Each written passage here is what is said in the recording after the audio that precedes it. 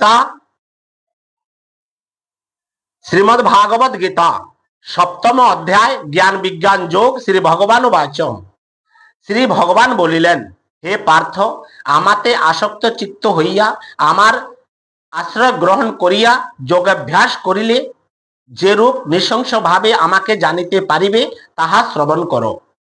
আমি তোমাকে জাগতিক জ্ঞানের সহিত মুখ্য বিষয়ক জ্ঞানের কথাও বলিব, যাহা জানিতে পারিলে তোমার জ্ঞাতব্য আর কিছুই অবশিষ্ট থাকিবে না। সহস্র সহস্র মানবের মধ্যে কোনো ব্যক্তি আত্মজ্ঞান লাভের নির্মিত যত্ন করেন, আবার প্রত্নশীল সিদ্ধিগণও মধ্যেও কেহ আমার পরমাত্মা স্বরূপে প্রকৃতি রূপে অবগত হন। আমার মায়ারূপ প্রকৃতি ভূমি, জল, অগ্নি, বায়ু, আকাশ, মন, বুদ্ধি এবং অহংকার এই আটটি প্রধান ভাগে বিভক্ত। হে মহাবাহু, এই অষ্টধাবী ভক্ত প্রকৃতির নাম অপরা প্রকৃতি, ইহা কিন্তু জড় বলিয়া নিকৃষ্টিতা। এত দ্বাতীত আমার অপর একটি জীবস্বরূপ শ্রেষ্ঠা প্রকৃতি আছে, যদ্বারা সমুদয় জীব জগৎ বিধৃত রহিয়াছে। ওই দ্বিবিধ প্রকৃতি হইতেও স্থাবর জগতাত্মক সমুদয় জগৎ উৎপন্ন হইয়াছে বলিয়া জানিবে। আমি এই সমস্ত জগতের উৎপত্তি এবং প্রলয়ের মূল কারণ। হে ধনঞ্জয়, আমা হইতে স্বস্ত্র শ্রেষ্ঠ আর কিছুই নাই। সূত্রে গ্রথিত মনীষ সকলের ন্যায় ওই নিখিল চরাচর বিশ্ব সংসার আমাতে গ্রথিত রহিয়াছে। হে কুন্তেই, আমি জলে রস স্বরূপ, চন্দ্র ও সূর্য প্রভা স্বরূপ, সমুদয় বেদে প্রণব স্বরূপ, আকাশে শব্দ স্বরূপ এবং মনুষ্যদিগের মধ্যে পৌরুষ স্বরূপে অবস্থিত রহিয়াছি।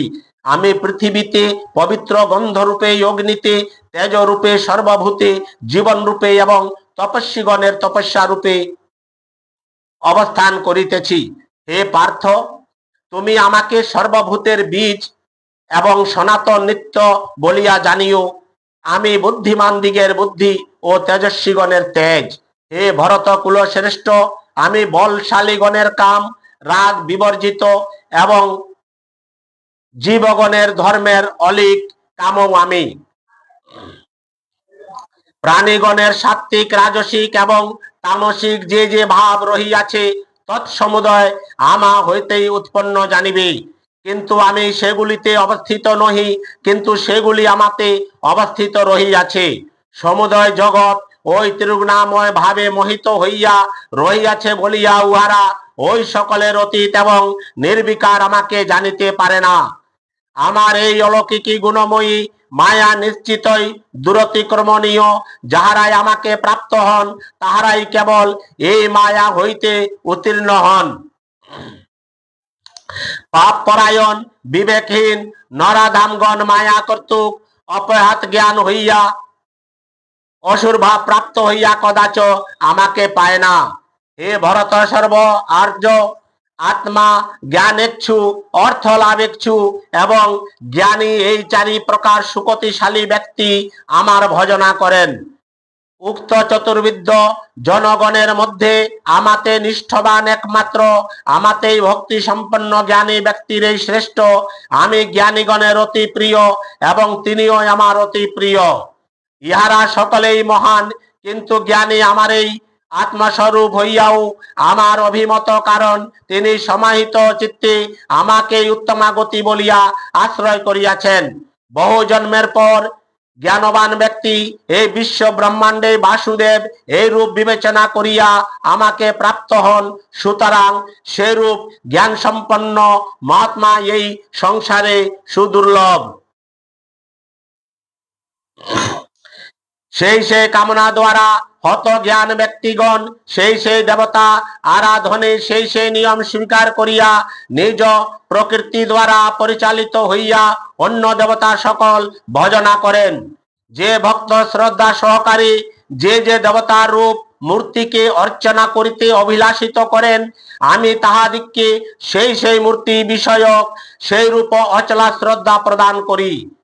সেই ভক্ত সেই রূপ শ্রদ্ধা যুক্ত হইয়া সেই দেবতার আরাধনা করেন। সেই দেবতা হইতে আমা কর্তৃক বিহিত কামনা সকল তিনি প্রাপ্ত হন। অল্প বুদ্ধি দিগের সেই ফল বিনাশশীল। দেবপূজকগণ দেবতা সমুদায়কে প্রাপ্ত হন, আমার ভক্তগণ আমাকে লাভ করিয়া থাকেন। বুদ্ধিহীন ব্যক্তিগণ আমার নিত্য সর্বত্র কৃষ্ট পরম স্বরূপ অবগত না হইবার জন্য মায়াতীত আমাকে সাধনার ব্যক্তি ভাবাপন্ন বলিয়া মনে করে। আমি আমার যোগ মায়া দ্বারা সমাবৃত বলিয়া সকলের নিকট প্রকাশমান নহি। মূর ব্যক্তিগণ জন্মরহিত এবং নিত্য স্বরূপ আমাকে জানিতে পারে না।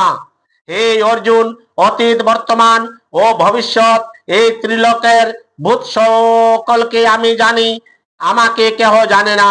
হে শত্রুতাপন ভারত, জন্মগ্রহণ করিলে ভূত সমুদয় ইচ্ছা এবং দ্বেষ সম্মুখিত দ্বন্দ্ব এবং মোহের নির্মিত বিমোহিত হয়। যে সকল পুণ্য কর্মকারী ব্যক্তিগণের পাপ নষ্ট হইয়াছে, তাহারাই শীতোষ্ণাদি দ্বন্দ্বজনিত মোহ হইতে বিমুক্ত হইয়া একান্ত ভাবে আমারই ভজনা করেন।